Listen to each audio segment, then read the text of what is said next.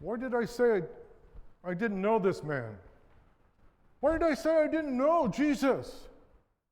I mean, wasn't I, Peter, one of his faithful disciples? Wasn't I one of his best friends? Oh, why did I say that? I remember when Andrew came, and he came to me and he said, "We found him. We have found the Messiah." I couldn't believe it.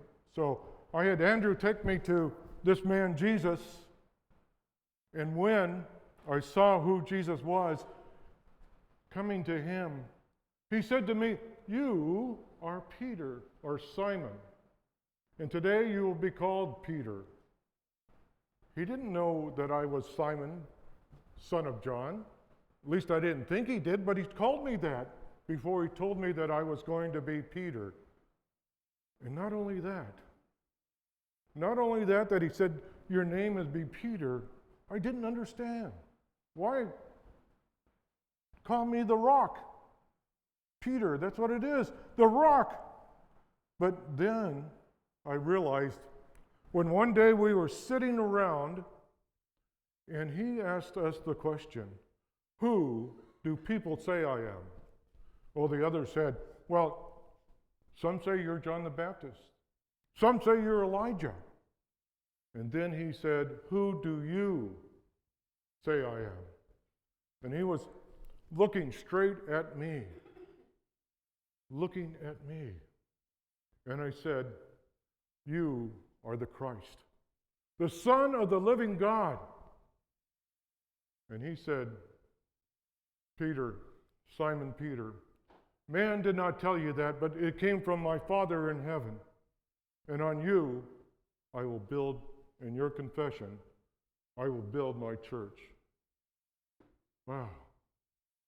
But why did I just deny him? Why did I say that I didn't know him? But I really feel that he is the Son of God.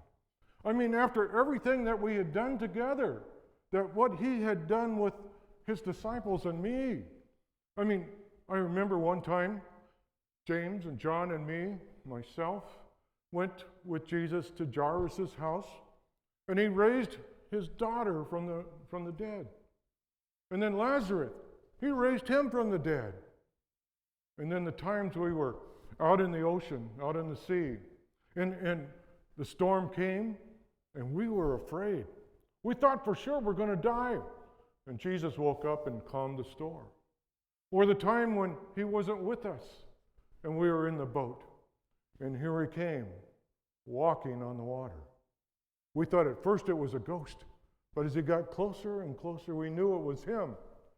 And I said, "Master, if it is you, let me come out of the boat and walk on water with you." He said, "Come." And so I got out of the boat. But as I'm walking on the water, I started to shake. I started to fear. I didn't know what was going on. I took my eyes off him, and I started to sink. And he reached down and picked me up. The things we did, the things he did, healing the sick, even my mother-in-law, going around to places and feeding thousands. Surely he is the Son of God. Well, yesterday, after our Passover meal, he takes a bowl and a towel, and he starts wiping our feet. And he came to me, and I said, "Not my feet, Lord. Not just my feet, but my hands and my head." And he said, "Peter, if I don't wash your feet, you have no part of me." And then I said, "Just wash my body." And he said, "Your body does not need to be clean, just your feet." Then he predicted his betrayal.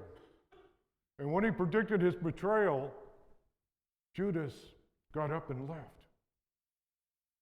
But then he predicted that I would deny him. He said that the prophets had spoken, that the shepherd will be taken away and the sheep scattered. I knew he was talking about us. I knew he was talking about himself being taken away and us being scattered. I said, not me, Lord. I'm willing to go with you wherever you go, willing to suffer with you, willing to die with you. And that's when Jesus said, Peter, Peter, you will deny me 3 times before the rooster croaks twice. 3 times. Well, it's only been 2. Maybe he was wrong. Maybe I won't do it 3 times. Maybe just this 2, but even 1 was bad enough. Wasn't I who took out my sword and cut off the ear of a soldier? Willing to fight and then leave with the master? But what did he say? He picked up the ear and he healed the ear of the soldier and he said, put away your sword. If you live by the sword, you die by the sword. And then they took him away. And that's why I'm here in the courtyard. Here in the courtyard, trying to stay warm, trying to find out what they're going to do with him. The rumor is death. Death by crucifixion. I mean, he went to the high priest, and the high priest sent him to Pilate. And Pilate told him and everyone that this is what's going to happen. Death. Well, put him to death. What's going to happen to us, his followers? What's going to happen to the kingdom he's supposed to come and establish? Who? Me? I don't know this man. I don't know him.